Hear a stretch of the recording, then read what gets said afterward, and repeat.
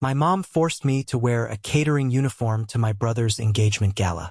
"Serve the caviar and don't make eye contact with the rich guests," she commanded.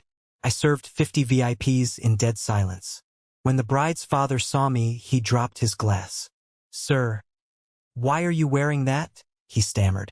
"Tell me this is some silly joke and that you aren't pulling your $3 billion funding on Monday." Before I tell you about the exact moment my family's entire fake reality collapsed into dust, let me know where you are watching from in the comments. I always love seeing how far these stories reach. The sound of that crystal champagne flute shattering against the imported Italian marble floor sounded exactly like a gunshot echoing through the massive ballroom. It was a loud, sharp, violent noise that instantly sliced through the low hum of wealthy chatter and stopped the classical string quartet dead in their tracks. 50 of the most powerful politicians, tech executives, and old money socialites on the eastern seaboard turned their heads in absolute, unbroken unison. The silence that followed was heavy and suffocating. It felt exactly like the chilling silence at a funeral right before the casket is lowered into the ground. I stood there, perfectly still, anchoring my feet to the floor. I could feel the scratchy, incredibly cheap polyester of the black catering vest itching terribly against the collar of my neck. In my hands, I held a heavy, ornate silver tray loaded with imported beluga caviar resting on tiny, crisp toast points. I didn't flinch. I didn't look away. I just stared straight into the terrified, pale, completely bloodless face of Desmond Gallagher. Desmond was a titan of the American tech industry. He was a billionaire. He was a man who routinely fired senior executives before he even finished his morning coffee. And right now, in the middle of his own daughter's engagement gala, he was shaking.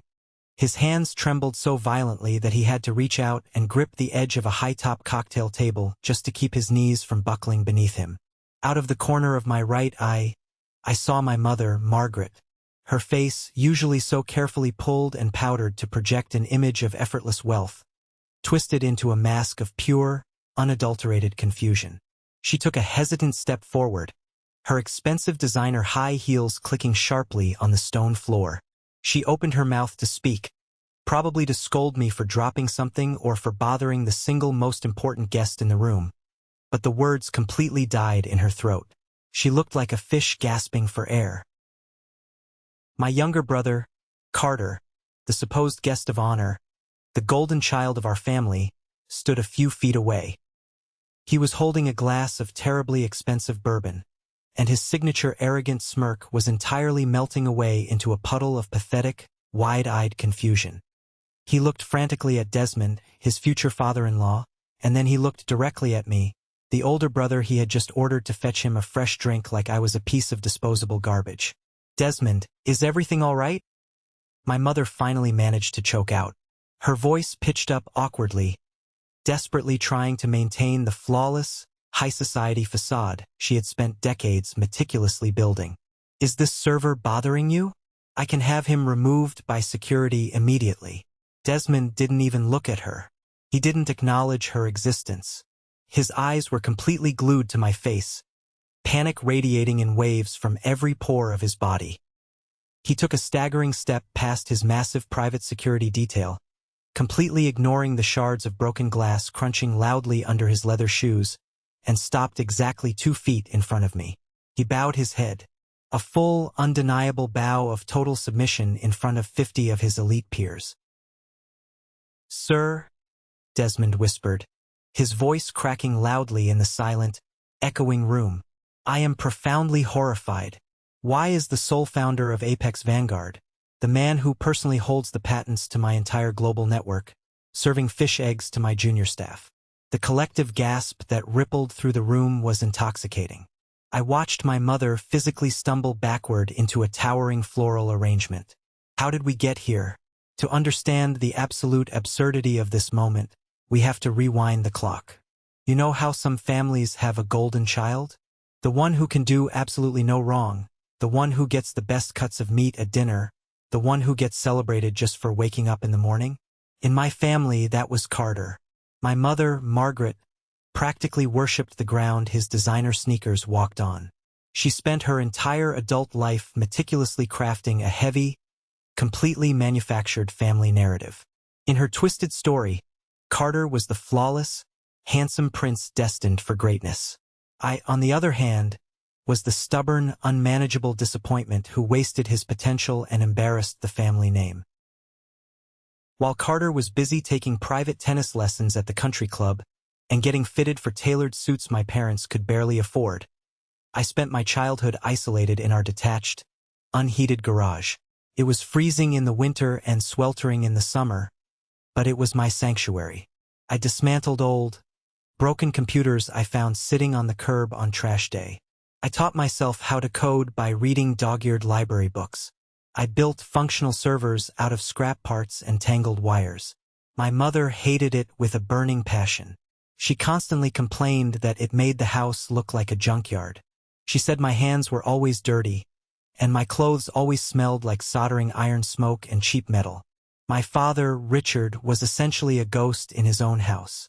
He worked long, grueling hours at a mid-level insurance firm and avoided household conflict at all costs.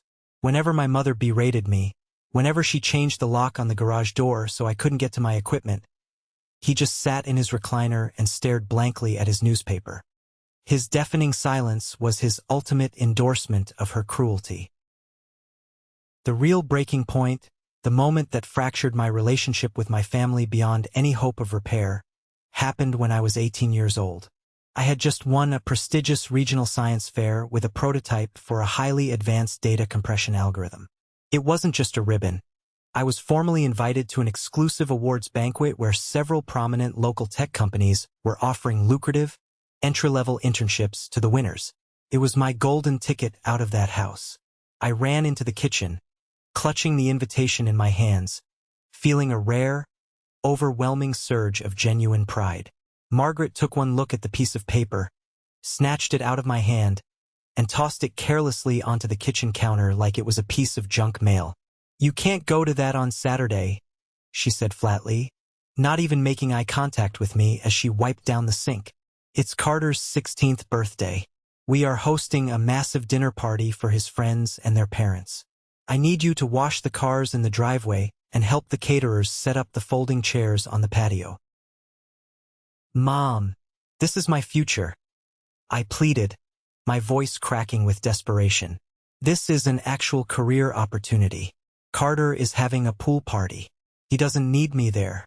Half of his friends don't even talk to me." She slammed the wet dish towel onto the marble counter. Her eyes narrowed into angry slits. "Your future? Playing with wires in the dark. Please, Elijah, stop being selfish for once in your miserable life. Carter needs this. His friends' parents are very important people in this community. You are going to stay right here and be useful." I didn't argue further. I knew it was useless. But later that night, as I sat on the stairs in the dark, I overheard them talking in the living room. I heard my mother explicitly, casually state that she had completely drained the college fund they had supposedly been setting up for both of us for over a decade. She drained every single penny of my money to buy Carter a brand new, fully loaded BMW for his 16th birthday. The money my late grandparents had left specifically for my education was gone, completely vanished, spent on a luxury vehicle for a spoiled teenager who didn't even have a driver's license yet. I felt a cold, hard knot form in the pit of my stomach. I walked into my bedroom and packed a single duffel bag. I threw in a few changes of clothes, my laptop, and a notebook filled with my coding algorithms. I walked down the stairs and into the living room. Margaret looked up from her glossy magazine, clearly annoyed by my presence disrupting her evening. "I'm leaving," I said. My voice was surprisingly steady. I didn't feel sad. I just felt empty. She let out a harsh, barking laugh that echoed in the quiet room. "And go where? To do what? You have no money. You have no degree. You think you're going to survive out there in the real world fixing broken keyboards? You will never earn a real salary, Elijah. You will always be a nobody.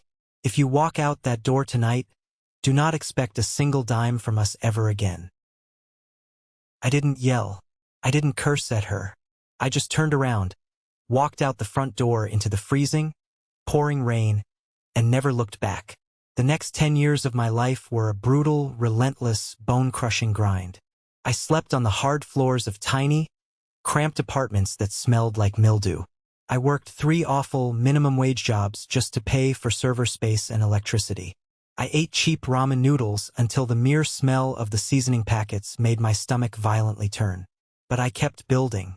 I took that raw data compression algorithm I had designed in that freezing garage and I kept refining it, day after day, night after night. I met my business partner, Marcus, in a dingy, fluorescent-lit diner at 2 o'clock in the morning.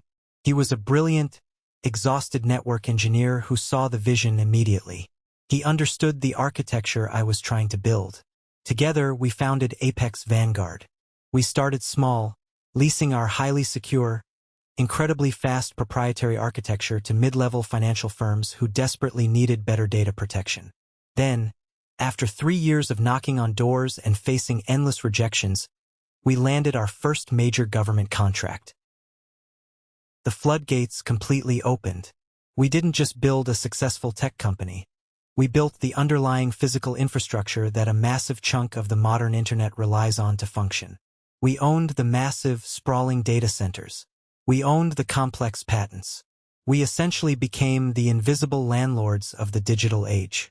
I went from sleeping on a floor to managing a multi-billion-dollar empire. Through it all, my mother assumed I was still living in a basement somewhere, struggling to pay rent. I never once reached out to correct her. I valued my peace and quiet far more than I valued the petty satisfaction of proving her wrong. I completely and intentionally insulated myself from their toxic, superficial world, until the heavy, cream-colored envelope arrived at my penthouse apartment. It was an invitation with expensive gold foil lettering. Carter was getting engaged to a woman named Chloe Gallagher. The Gallagher family, as in Gallagher Innovations. I sat in my massive corner office at Apex Vanguard headquarters, holding the invitation in my hand.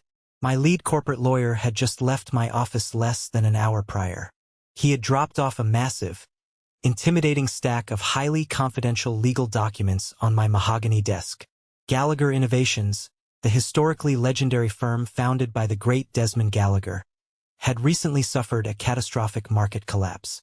Their stock was in an absolute freefall due to a series of disastrous investments. The only thing standing between Desmond and total, humiliating corporate bankruptcy was a friendly $3 billion buyout. A buyout that my company, Apex Vanguard, was fully financing. A buyout that I, Elijah, the family disappointment, was personally scheduled to sign and authorize on Monday morning at 9 o'clock sharp. My family, completely and utterly ignorant of the massive, sweeping corporate warfare happening in the background of their pathetic social climbing, was aggressively trying to marry into a family that was currently bleeding to death financially. Margaret and Carter thought they had successfully trapped a clueless billionaire heir to secure their own financial supremacy and a massive future inheritance.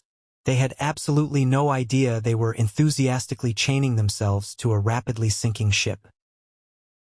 As I stared at the invitation, my private office phone rang. It was Aunt Sarah, my mother's younger sister.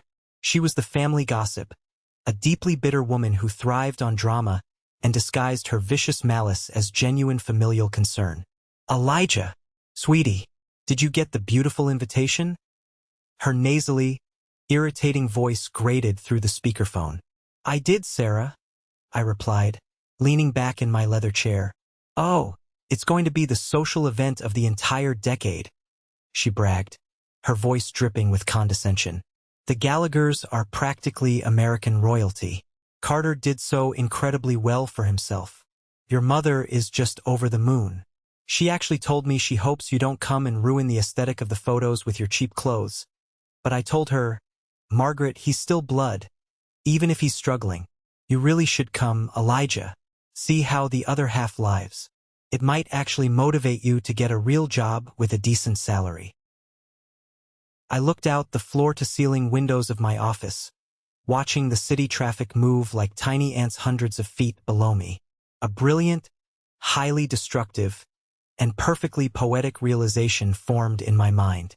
"I'll be there, Sarah," I said calmly, letting a small smile touch my lips. "I wouldn't miss it for the world." I decided right then and there that I was going to attend this gala. Not as a loving brother, not as a supportive guest, but as an auditor. I needed to see exactly how Desmond Gallagher operated under extreme social pressure, and more importantly, I needed to see exactly what kind of parasites were actively attempting to attach themselves to his remaining assets. It was the ultimate, unavoidable stress test. The engagement gala was held at a sprawling, historic oceanfront estate in Newport, Rhode Island. It was the exact kind of property that screamed generational wealth and old money. It had massive wrought iron gates, perfectly manicured, towering hedges, and a long, sweeping gravel driveway that was currently lined with dozens of expensive European sports cars. I flew in on my private Gulfstream jet early that afternoon. My private security team had a custom armored black Rolls-Royce Cullinan waiting for me on the private tarmac, its engine purring quietly. But as I walked down the steps of the plane, I stopped. I told my lead driver to take the Cullinan to the hotel and stay there. Instead, I walked over to the standard airport rental counter and paid in cash for a completely ordinary, slightly dented mid-size sedan. I drove it myself. I knew exactly what would happen if I pulled up to that Newport estate in a $500,000 armored vehicle with a security detail. It would instantly trigger a massive, uncontrollable psychological meltdown from my mother. She would spend the entire night frantically trying to figure out who I rented it from or who I was trying to scam, and I needed her completely off guard. I needed her to believe the exact narrative she had written for me. I parked the cheap, dusty rental car near the very back of the sprawling lot, intentionally nestling it between a line of dirty catering vans and staff vehicles. I stepped out into the cool ocean air, adjusting the cuffs of my bespoke Italian silk suit. It was a dark, rich charcoal gray, tailored to absolute perfection, completely devoid of any flashy logos but undeniably expensive to anyone who understood quality. I pulled a long, heavy wool trench coat over it to block the sharp coastal wind, effectively hiding the suit entirely from view. I walked up the wide, sweeping stone steps and pushed through the heavy, intricately carved front doors. The grand foyer of the estate was truly breathtaking. Massive crystal chandeliers hung from the high vaulted ceilings, casting a warm, glittering glow over the imported marble floors. Highly trained waitstaff moved silently through the crowd, carrying silver trays of expensive champagne. The low, sophisticated hum of classical music mixed seamlessly with the polite chatter of the wealthy guests. I barely made it 3 steps inside the foyer before she found me. Margaret materialized out of the dense crowd like a shark that had just smelled blood in the water. She wore a shimmering, overly embellished designer gown that probably cost more than most people make in a year. Her eyes locked onto my face, and I immediately saw the flash of absolute, unadulterated panic completely take over her features. She didn't say hello. She didn't offer a hug. She closed the distance between us in 3 rapid steps, her manicured fingers shooting out and digging painfully into my bicep like a vice grip. "What in God's name are you doing here?" she hissed through a terrifyingly fake, tight-lipped smile, nodding politely to a passing couple as she dug her nails deeper into my arm. "I received an invitation, Margaret," I replied smoothly, keeping my voice perfectly level and not resisting as she violently dragged me away from the bright lights of the main entrance.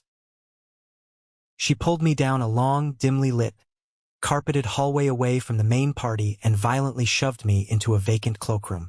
It was a dark, cramped space filled with hundreds of expensive winter coats, smelling strongly of mothballs and heavy, expensive perfume. She slammed the heavy wooden door shut behind us, locking us in the dim, claustrophobic light. "You cannot be here," she spat, her chest heaving with severe anxiety. "Preston's family controls half of the global communications infrastructure. The governor of the state is currently drinking champagne in the back garden. We cannot have your embarrassing poverty and your pathetic, dead-end IT support job ruining the program this evening." I stood there in the shadows, looking down at her. She hadn't changed even a fraction of an inch in 10 years. She still possessed the exact same frantic, desperate obsession with status, the exact same vicious, calculated cruelty toward anyone who didn't serve her immediate narrative. She aggressively dug into a clear plastic laundry bag sitting on a folding chair in the corner of the room. She violently pulled out a cheap, stiff, incredibly ugly black polyester catering vest and a generic, poorly stitched white button-down shirt. She shoved them directly into my chest. "Put this uniform on right now," she commanded, her voice shaking with barely contained rage. "If you absolutely insist on being in this house tonight, you are going to make yourself useful. Keep your head down. Serve the appetizers. Do not speak to anyone. If Desmond Gallagher's wife or any of his executives ask who you are simply hired help from the catering agency. I will not let you destroy your brother's future just by existing in the same room. Do you understand me?" I looked down at the scratchy, horrible fabric resting against my hands. I thought about the $3 billion acquisition contract currently sitting securely on my desk back home. I thought about Desmond Gallagher, a man known for his ruthlessness, currently sweating through his tuxedo, desperately waiting for my signature to save his life's work. And I thought about my mother, aggressively and foolishly attempting to hide me from a man who was currently entirely dependent on my mercy to survive the week. The sheer, delicious, unbelievable irony of the situation washed over me like a warm wave. I couldn't have planned a more perfect, revealing test if I had hired a team of psychologists to design it. I decided in that exact moment to accept her terms without a fight. Putting on this cheap polyester vest was the ultimate, irrefutable stress test. It was the only way to expose my family's true, ugly nature directly to the very people they were trying so desperately to impress. "Fine," I said softly, keeping my face completely blank. Margaret let out a sharp, ragged breath of relief.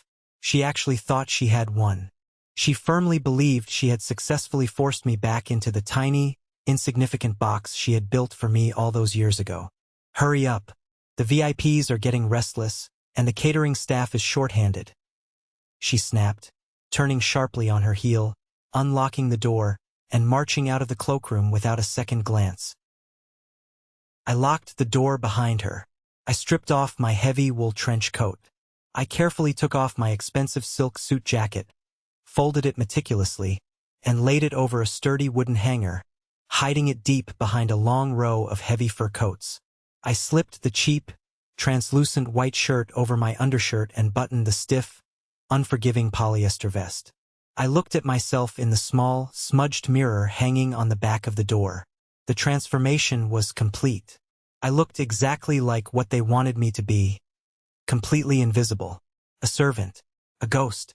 I unlocked the door, walked down the long hallway, and pushed through the heavy swinging metal doors into the massive industrial kitchen. It was a scene of absolute, disorganized chaos. Head chefs were screaming orders, metal pans were clattering loudly against industrial sinks, and waiters were rushing back and forth. A panicked, red-faced catering manager saw me standing there, shoved a heavy silver tray loaded with caviar into my hands, and pointed frantically toward the doors. "Table 4, the high tops near the massive ice sculpture. Move, move, move," he barked, sweat dripping down his forehead. I gripped the cold metal edges of the tray. I took a deep, steadying breath, letting the chaotic, deafening noise of the kitchen wash over me, and stepped out through the doors and into the lavish main ballroom. The game had officially begun, and nobody in the room knew they were playing. The ballroom was an absolute, blinding spectacle of extreme, unchecked wealth. Towering, extravagant floral centerpieces dominated every single table in the room. Brilliant crystal lighting cast long, dramatic shadows across the marble floors. I spent the next 90 minutes circulating through the dense crowd in absolute, disciplined dead silence. It was deeply fascinating to experience the world from this specific perspective. When you wear the cheap uniform of the working class in a room packed full of arrogant billionaires and politicians, you become completely invisible. You lose your humanity in their eyes. You are simply a piece of moving furniture that dispenses expensive snacks. I walked past tight groups of powerful executives actively discussing hostile takeovers, impending corporate lawsuits, and massive layoffs. I overheard a prominent state politician aggressively arguing with his lawyer on his cell phone about a messy, highly publicized divorce, and a bitter custody battle. Nobody lowered their voice when I approached with the tray. Nobody stopped their sensitive conversations. They looked right through me like I was made of glass. I slowly navigated my way toward the grand, sweeping staircase. My brother, Carter, stood at the very center of a large, boisterous group of wealthy friends. He was radiating the unearned, obnoxious arrogance of a man entirely comfortable spending money he did not actually earn. He was holding court, loudly boasting about his upcoming month-long honeymoon in Monaco and a massive, fabricated promotion he claimed to have just secured at a top-tier venture capital firm. I knew for an absolute fact he hadn't worked a real, honest day in his entire life. Standing a few feet away from him, completely isolated despite being in a crowd, was Chloe, his newly minted fiancée. She wore a custom, incredibly intricate couture gown that looked heavy, stiff, and deeply restrictive. While Carter laughed loudly, throwing his head back and commanding attention, Chloe looked utterly miserable. She stared down at the massive, gaudy diamond ring on her finger with an expression of profound, soul-crushing exhaustion. She looked exactly like a prisoner who had just been handed a life sentence without the possibility of parole. That was an incredibly interesting detail. She wasn't an eager, gold-digging participant in this social climb. She was a helpless bargaining chip her father was utilizing to secure an alliance and project an image of stability. Across the sprawling room, standing casually near the main mahogany bar, I locked eyes with Marcus, my chief operating officer, my closest friend. He was wearing a stunning, custom-tailored tuxedo, holding a glass of expensive scotch, effortlessly blending in with the elite guests. I had specifically invited him to come observe the evening. When he saw me carrying the heavy silver tray while wearing the cheap polyester vest, his eyes widened slightly in surprise, and then a slow, knowing smirk played at the corners of his mouth. He subtly raised his crystal glass to me, silently acknowledging the brilliant, devastating trap I was currently setting. I continued my slow rounds. I walked directly past Carter's table. As I moved by, Carter actually raised his hand and snapped his fingers aggressively, directly at my face. The sharp, demanding snap, snap, sound cut cleanly through the ambient noise of the string quartet. He pointed a manicured finger to an empty, lipstick-stained cocktail glass sitting on a high-top table. "Clear this trash away, staff, and bring me another double bourbon," Carter demanded, his voice dripping with entitlement. He didn't even look up at my face. He looked directly at my chest, right where a plastic name tag would normally be pinned. Julian, a loudmouthed, obnoxious tech bro friend of Carter's, laughed loudly. "Make sure you don't water it down this time, pal.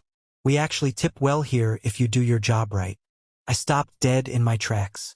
My jaw tightened so hard my teeth ached. I could feel Margaret watching the entire humiliating interaction from across the room. She shot me a terrifying, wide-eyed glare, silently and aggressively commanding me to obey him without a single second of hesitation. I didn't say a word. I smoothly picked up his dirty glass, placed it carefully onto my silver tray, and walked back toward the kitchen doors. I wasn't bothered by his profound disrespect. I was simply gathering vital data. I was patiently counting down the minutes until the architect of the Gallagher dynasty finally walked through the front doors. The heavy mahogany doors of the main ballroom swung open violently, precisely at 8:15 p.m. The underlying ambient noise of the party immediately died down to a hushed whisper. The string quartet stopped playing mid-note. Desmond Gallagher finally stepped into the room. He commanded total, undeniable authority. He was surrounded by a tight, protective cluster of his senior executive team and two massive, highly trained private security contractors. But despite the imposing, intimidating entourage, Desmond looked incredibly, deeply exhausted. His sharp, usually handsome features were heavily weighed down by the intense, crushing stress of his rapidly failing company. His skin was pale, almost gray. He carried the heavy, undeniable aura of a man walking slowly to his own execution. Margaret instantly abandoned her conversation with the governor's wife. She slapped on a terrifyingly wide, incredibly fake smile and practically sprinted across the polished marble floor to greet him. She grabbed my father, Richard, by the arm, violently dragging him along behind her like a prop. Carter quickly puffed out his chest, stepping forward confidently to shake his future father-in-law's hand, loudly and obnoxiously welcoming him to the celebration. I stood completely still near a towering ice sculpture of a swan, holding my tray of caviar, watching the sickening, pathetic display of sycophantic groveling unfold. Margaret was practically vibrating with desperate, nervous excitement. She talked rapidly at Desmond, endlessly and inappropriately complimenting his massive real estate holdings, aggressively attempting to solidify her new, fragile position among the ultra-elite. Desmond offered her a polite, entirely hollow nod. He accepted a crystal flute of champagne from a passing waiter without looking at him. His dark eyes scanned the massive room with the distinct, undeniable impatience of a man who possessed far more important, life-altering things to worry about than a suburban engagement gala. He looked like he wanted to be anywhere else on planet Earth. This was the exact moment. The stress test was finally ready to be concluded. I tightly gripped the cold metal edges of my silver tray. I stepped away from the melting ice sculpture. I navigated smoothly and deliberately through the dense crowd of wealthy, powerful guests. I didn't skirt the edges of the room like a lowly server is trained to do. I walked directly into the dead center of the floor, cutting a perfectly straight, undeniable line toward the Gallagher family. Margaret caught sight of my approach out of the corner of her eye. Her eyes widened in sheer, unadulterated panic. The fake smile strained so hard on her face I thought her skin might tear. She subtly gritted her teeth, violently shaking her head back and forth, trying to silently and desperately order me back to the kitchen. She was terrified that the hired help was about to embarrass her and interrupt her crucial, life-changing introduction. I ignored her completely. I stopped exactly 3 feet in front of the billionaire tech mogul. I lowered the silver tray slightly, squared my shoulders, stood up to my full height, and offered him a steady, unblinking stare. "Would you care for an appetizer, Mr. Gallagher?" I asked. My voice was calm, deep, and it cut cleanly through the nervous chatter of the surrounding executives. Desmond glanced down at the tray, visibly annoyed by the sudden interruption. He opened his mouth, likely to rudely dismiss me. Then, his eyes traveled up the cheap black polyester catering vest, past the poorly stitched white collar, and finally locked directly onto my face. The reaction was instantaneous, and it was catastrophic. Desmond Gallagher's entire body went completely rigid, as if a massive, invisible electrical current had just surged directly up his spine. The polite, hollow expression he had been wearing all evening vanished, replaced instantly by a look of sheer, unadulterated terror. The blood completely drained from his face, leaving his skin the color of dirty ash. His jaw dropped slightly, the muscles in his cheek twitching uncontrollably. His fingers completely lost their grip. The crystal champagne flute slipped from his hand, plunging toward the ground and shattering violently against the hard, imported marble floor, sending a spray of expensive alcohol and broken glass directly across my mother's designer shoes. The sharp, explosive sound of the breaking glass caused the entire ballroom to fall into absolute, suffocating silence. It was the kind of heavy, oppressive silence you only ever experience at a funeral right before the casket is lowered into the ground. The string quartet stopped playing instantly, the cellist literally freezing with his bow suspended in the air. 50 of the most powerful politicians, tech executives, and old-money socialites turned their heads in absolute unison to watch the scene unfold. Liam, Desmond's massive lead security contractor, instantly took a step forward. His hand reached up to the earpiece hidden in his collar, his eyes scanning me for a weapon, preparing to neutralize whatever threat had just caused his billionaire boss to drop his drink. Desmond threw his hand out violently, palm flat, physically blocking his own security guard from moving another inch. "Do not touch him," Desmond commanded, his voice shaking. Desmond completely ignored the puddle of champagne soaking into his tailored trousers. He violently shoved past his own security detail, stepped directly into the small space between me and the melting ice sculpture, and bowed his head. It was not a polite high society nod. It was a deep, undeniable display of absolute, terrifying submission in front of half the state's elite. "Sir," Desmond stammered, his voice trembling with genuine, unfiltered dread as he looked at the cheap, scratchy catering uniform covering my shoulders. "I am profoundly horrified. I do not understand what is happening here." Out of the corner of my eye, I saw my mother let out a high-pitched, incredibly violent gasp of absolute terror. She physically stumbled backward, her hip crashing hard into a high-top cocktail table. The table wobbled, spilling a martini onto the floor. Her brain completely and utterly failed to process the words leaving the billionaire's mouth. Desmond did not even look at her. He kept his eyes locked firmly on mine, pure panic radiating from him. "Sir," Desmond continued, his voice rising in volume, echoing off the high, vaulted ceiling so every single person in the room could hear him. "Why is the sole founder and CEO of Apex Vanguard, the man who personally holds the proprietary patents to my entire global network, and the billionaire who is exclusively financing the $3 billion acquisition of my firm on Monday morning, currently serving fish eggs to my junior staff?" A collective, massive gasp ripped through the crowd of VIP guests. The whispers started immediately, buzzing like a hive of angry hornets. My mother's face twisted into a mask of pure, paralyzing horror. Her meticulously maintained, decades-long facade of superiority shattered into a million irreparable pieces in a fraction of a second. She stared at me, the son she had spent her entire life hiding, belittling, and mocking, as if I had just grown a second head. "Mr. Gallagher," my mother choked out. She took a frantic step forward, inserting herself into the space. Her voice was desperate, shrill, and completely devoid of its usual arrogant confidence. "Mr. Gallagher, please, you must be mistaken. You are confused by the lighting. This is Elijah. He is my son. He is a nobody. He fixes computers in a basement. He is just helping out the catering staff tonight because he needs the extra money.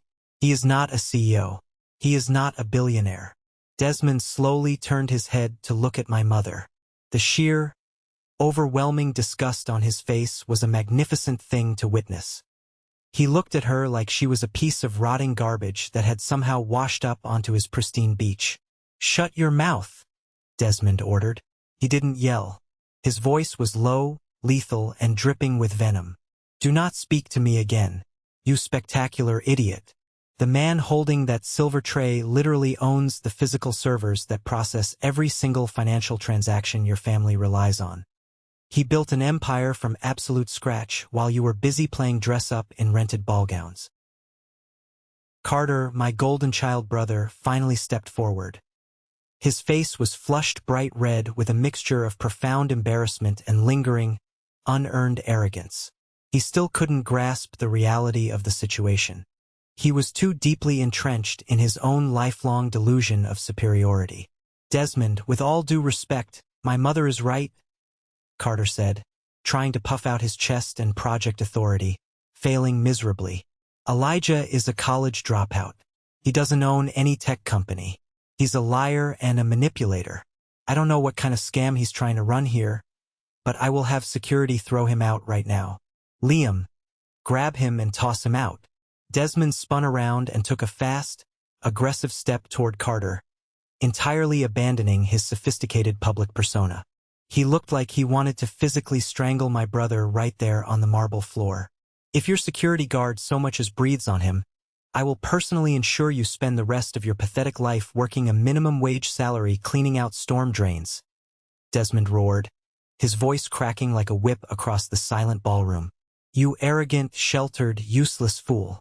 You are currently entirely dependent on his goodwill to maintain your pathetic, comfortable existence. If he decides to pull his funding on Monday morning because of your profound disrespect, my company collapses entirely. And any future inheritance you thought you were marrying into vanishes into thin air. You will have absolutely nothing." Carter's mouth opened and closed silently, like a fish out of water. The reality finally, brutally hit him. The color completely drained from his face, leaving him looking sick, small, and utterly defenseless. He looked down at the empty bourbon glass I had cleared for him just 10 minutes earlier, realizing the magnitude of his mistake. Desmond turned back to me, his hands actually clasped together tightly in front of him, silently pleading. "Please, sir, I beg you, tell me this is some kind of elaborate corporate test. Tell me you aren't pulling your funding. If my son's new family has somehow disrespected you by forcing you into this humiliating uniform, I will cancel this engagement immediately. I will strip Carter of his position. I will do whatever it takes. Just tell me the buyout is still moving forward." I calmly placed the heavy silver tray of caviar down onto the nearest marble table. I was entirely unbothered by the absolute, hysterical chaos erupting around me. I maintained the exact same cold, analytical authority I utilize every single day in the boardroom when negotiating hostile takeovers. "It is not a bizarre test regarding your firm's financials, Desmond," I replied, projecting my voice clearly so every single wealthy guest, politician, and executive in the room could hear the absolute truth. "Your company's financial audits are solid. The numbers make sense. The buyout will proceed entirely as planned on Monday morning." Desmond let out a massive, shuddering breath of relief. His shoulders slumped forward as the crushing weight of impending bankruptcy finally lifted off his chest. He closed his eyes for a brief second, thanking whatever God he prayed to. "However," I continued, my voice hardening, cutting through the silence like a finely sharpened blade, "this was a highly necessary stress test regarding the specific people attempting to legally attach themselves to your family and your legacy." I turned my head and locked eyes with my mother. She was physically shaking now, her hands pressed tightly against her mouth, tears of absolute, profound humiliation welling up in her eyes and ruining her expensive makeup. My mother and my brother forced me into this polyester uniform the second I walked through the front door of this estate, I stated loudly, watching the elite guests exchange shocked, disgusted whispers. "They ordered me to avoid eye contact with your guests because they were deeply, pathetically terrified that my existence would expose their true origins. They value human beings entirely based on perceived social utility, external wealth, and the brand of the clothes they wear." I stepped closer to Margaret, looking down at her trembling frame. The height difference felt massive in that moment. "When I left your house at 18 to build servers in a rented garage, you explicitly told me I would be a failure. You completely cut me out of your lives, assuming I was useless because I could not advance your superficial social standing. I simply allowed you to continue believing that narrative for 10 years because I completely refused to allow parasites to attach themselves to the empire I built with my own hands." The ballroom remained frozen in that suffocating, heavy silence. The guests, people who thrived on corporate ruthlessness and vicious social gossip, were absolutely mesmerized by the ultimate high society disaster unfolding in real time right in front of their eyes. Nobody even reached for their phones. They were too captivated by the sheer destruction taking place. I turned my attention directly to Margaret, who was currently weeping openly into her manicured hands. She was completely and utterly destroyed by the sudden, violent realization that she had spent the last decade aggressively alienating the single most powerful billionaire in the room, all while trying to impress people who now looked at her with blatant, unconcealed disgust. "You demanded I make myself useful tonight, Margaret," I noted, my tone entirely devoid of anger, sadness, or vindictiveness. I was simply stating a hard, undeniable fact. I just saved the Gallagher dynasty from legally binding themselves to a family of superficial, manipulative social climbers who would have undoubtedly drained their assets, ruined their public reputation, and driven them into the ground. I would consider that an incredibly useful evening of work. Desmond Gallagher did not hesitate for a single second. He was a ruthless, seasoned corporate survivor who understood exactly how to cut his losses and protect his core assets. He turned toward his future son-in-law. His expression was hard, cold, and entirely unforgiving. "Take that ring off her finger right now," Desmond ordered, pointing a shaking, angry finger directly at Carter. Carter stumbled backward, his eyes wide with sheer panic. He reached out toward Desmond, his hands pleading. "Desmond, please, we love each other. You can't do this. The invitations are out. The press knows. The deposits are paid. This engagement is completely and permanently terminated," Desmond barked, stepping closer to Carter, forcing the younger man to cower backward into a waiter. "You are not marrying into my family.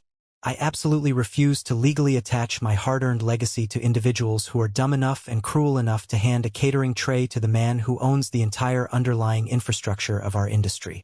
If you argue with me, I will have my lawyers freeze every joint account associated with this wedding tonight, and I will personally ensure you are blacklisted from every venture capital firm on the East Coast. Do you understand me?" Carter, entirely lacking a spine, any moral compass, or any genuine loyalty to the woman he claimed to love, immediately caved under the intense pressure. He turned to Chloe, his face pale and sweating profusely, and silently held out his trembling hand, demanding the massive, custom-designed diamond ring back. This was the exact moment that truly exposed the rotten core of the arrangement. Chloe did not burst into hysterical tears. She did not beg Carter to reconsider. She did not profess her undying love or try to save the relationship. Instead, a look of profound, undeniable relief washed over Chloe's face. The heavy, restrictive tension she had been carrying all night completely vanished from her shoulders. She reached down, easily slid the massive diamond off her finger, and dropped it unceremoniously into Carter's shaking palm. It made a small clinking sound as it hit his skin. She didn't say a single word to him. She didn't even look at him. She just turned around, picked up the long train of her heavy couture gown, and walked away from him, disappearing into the crowd of guests without looking back once. It was the most dignified, satisfying exit I had ever witnessed. Carter stood there alone in the center of the room, holding the ring, looking completely pathetic and entirely abandoned by everyone.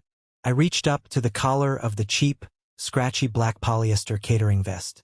I unbuttoned it slowly, deliberately, making sure every single person in the room watched me do it. I pulled it off my shoulders, exposing the crisp, incredibly expensive white dress shirt underneath. I dropped the cheap vest directly onto the marble floor, letting it land right in front of Margaret's expensive, trembling designer shoes. "Do not attempt to contact my corporate offices," I instructed my mother, offering her one final, completely detached look. I didn't feel hatred toward her anymore. I just felt an overwhelming sense of nothingness. "Do not show up at my security gates. Do not call my phone. You successfully removed the embarrassment from your social circle tonight. You will never have to worry about looking at me again." I turned my back on my family. I did not wait for an apology, because I knew they were entirely incapable of giving a genuine one. I walked slowly and purposefully across the silent ballroom. The sea of wealthy guests, prominent politicians, and powerful executives immediately parted for me, stepping back to clear a wide, respectful path. Their eyes were wide with a mixture of shock, profound respect, and deep intimidation. I walked out of the massive mahogany doors, past the towering floral arrangements in the grand foyer, and exited through the heavy iron front doors into the crisp, cool ocean air. The valet rushed frantically to bring me my cheap rental car, practically tripping over himself. I tipped him $100 bill, got into the driver's seat, and drove out of the massive iron gates, leaving the burning wreckage of my family's social ambitions far behind me in the rearview mirror. Monday morning arrived with crisp, highly efficient clarity. The contrast between the chaotic, emotionally charged, toxic atmosphere of the Newport estate and the sleek, silent power of the Apex Vanguard headquarters was absolutely staggering. I sat at the head of a massive, custom-built mahogany conference table in my glass-walled boardroom on the 50th floor. The city skyline stretched out beneath us in every direction, a sprawling grid of commerce and industry that relied heavily on the servers my company maintained. I was wearing a new, perfectly tailored midnight blue suit. My legal team, a row of sharp, highly paid professionals, sat to my left, carefully organizing the final acquisition documents. Desmond Gallagher sat directly across from me.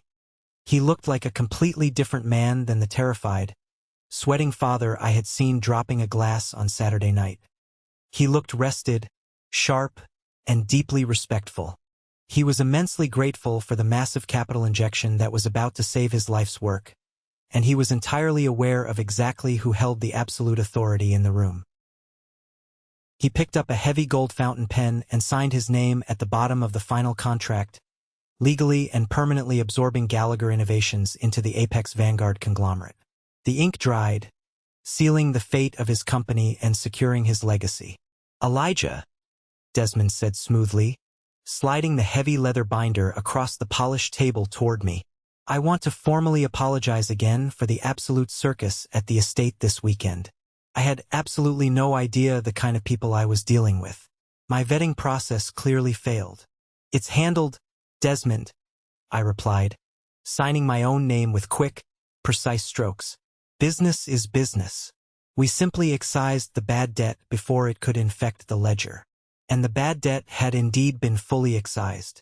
Over the next few weeks, the true, devastating aftermath of Saturday night's disastrous gala trickled back to me through the highly efficient corporate grapevine and a few well-placed private investigators I kept on retainer. My mother's meticulously constructed world completely collapsed, falling apart faster and harder than I could have ever predicted. It turned out that Margaret had not just spent her regular savings on that extravagant engagement party. Desperate to project an image of limitless, generational wealth to the Gallagher family, she had secretly taken out a massive, highly predatory second mortgage on their family home to fund the entire event. She paid for the imported caviar, the towering floral centerpieces, the classical string quartet, the expensive lighting rentals, and the designer clothes entirely on borrowed money. She firmly believed that Carter marrying into a billionaire family would easily cover the massive debt once they had access to his new wealth. When Desmond officially canceled the engagement and publicly blacklisted Carter from his social circles, the creditors immediately came knocking. The bank initiated foreclosure proceedings within the month. My father, Richard, the man who had spent his entire life silently hiding behind his newspaper and avoiding any form of conflict, finally snapped. When he discovered the secret second mortgage and the terrifying mountain of hidden debt Margaret had accumulated just to fuel her fragile ego, he exploded. The massive argument echoed through their entire neighborhood. He packed his bags that same night, moved into a cheap motel near the highway, and immediately filed for a messy, highly contentious divorce. He hired a ruthless lawyer, determined to protect his meager remaining pension from Margaret's catastrophic financial ruin. The resulting legal battle over custody of their remaining assets was brutal and completely drained whatever small funds they had left. They lost the house, the grand, suburban home Margaret had treated like a castle. The very place she had locked me out of the garage was auctioned off to the highest bidder by the bank to satisfy the debt. Carter, the golden child who had never worked a hard day in his life, found himself completely cut off from his mother's enabling and his father's wallet. With his reputation entirely destroyed in the high society circles he loved, and no actual college degree, work ethic, or marketable skills to fall back on, reality hit him like a runaway freight train. Desmond, acting on a promise he made during his rage at the party, pulled a few strings with his remaining industry contacts. He made sure every reputable firm knew exactly who Carter was and what he was capable of. Desperate for cash to pay rent on a tiny, run-down apartment, Carter was eventually forced to take a job managing inventory at a severely underperforming, non-air-conditioned logistics warehouse on the outskirts of the city. He had to wear a dirty, high-visibility vest and stand on his feet for 10 grueling hours a day, finally learning the harsh, brutal value of an actual minimum wage salary. I heard through a contact that he tried to quit after the very first week, complaining that the work was beneath him, but his landlord threatened eviction, forcing him to walk right back to the warehouse floor. And Aunt Sarah, the woman who had gleefully called my office to mock my supposed poverty and tell me to get a real job, she proved exactly how loyal the people in my mother's circle truly were. The second Margaret lost her money, her house, and her social standing, Sarah turned her back completely. Sarah spent her afternoons having lunch at the country club, loudly and joyfully spreading the entire story of Margaret's spectacular humiliation to anyone who would listen, permanently cementing my mother's status as an absolute social pariah in their community. They were completely exiled by the wealthy peers who had witnessed their downfall. They tore each other apart from the inside, fighting over scraps of a broken life, exactly as parasites do when the host finally dies. I didn't lift a single finger to cause any of it. I didn't plot elaborate revenge. I didn't hire lawyers to ruin them. I simply stood in a room, told the unvarnished truth, and allowed the heavy, crushing weight of their own lies and arrogance to completely destroy them. Several months later, I stood on the private balcony of my penthouse apartment, holding a cup of black coffee, watching the sun slowly set over the city skyline. The glass and steel buildings caught the fading light, turning the entire city into a glowing grid of gold and deep orange. I felt a profound, deeply settled sense of peace. The kind of total peace you only achieve when you finally, completely let go of a heavy burden you didn't even realize you had been carrying for a decade. For years, even while I was building Apex Vanguard, even while I was securing massive government contracts and watching my bank accounts grow into the billions, a small, injured part of my mind still cared about what my family thought of me. A small piece of that isolated teenager in the freezing garage still desperately wanted his mother to look at his achievements and finally admit that she was wrong. I wanted the validation, but standing in that lavish Newport ballroom, wearing a cheap, scratchy polyester catering vest and holding a tray of fish eggs, I finally understood the fundamental truth about power, respect, and self-worth. True power does not require a tailored bespoke suit. It does not require a flashy European sports car parked in the driveway. It does not require a formal, impressive introduction to a room full of arrogant strangers. And it certainly does not require the conditional, deeply flawed validation of a family who only loves you when you serve their personal agenda. True power simply requires the unwavering, absolute confidence to stand completely still in a room full of loud, arrogant people wearing a cheap uniform, feeling completely secure in the undeniable knowledge that you entirely own the ground they are standing on. I built an empire precisely because I learned very early in life that relying on the conditional affection of superficial people is a guaranteed, fast-tracked path to total ruin. My mother, my brother, and my father built their entire lives on a foundation of sand, relying on lies, appearances, and the money of others to keep them afloat. The second a real storm rolled in, the second they faced a real stress test, their foundation washed away, leaving them with absolutely nothing. I built my foundation on stone.